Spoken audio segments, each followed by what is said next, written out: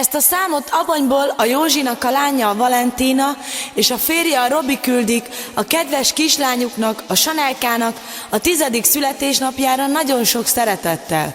Valamint a Sanelnak a nagybátyája, a Józsika, és a felesége, a Bettike kívánnak neki nagyon sok boldog születésnapot.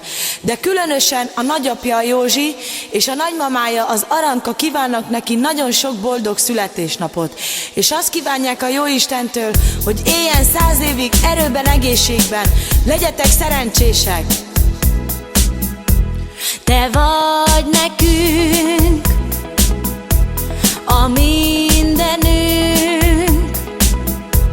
édes kis hercegnőnk, ma téged ünneplünk. Az ünnepelt Chanel, te vagy! ma az egész családnak boldogsága nagy. Megszépíted az életünk, Chanel, te vagy a mi kis hercegnőnk nekünk.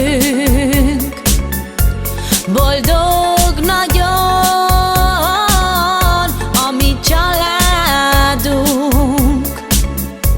Chanel, neked mi mindig mindent megadunk. megtennénk mi bár, mit érted? Chanel, szeretünk Nagyon-nagyon téged.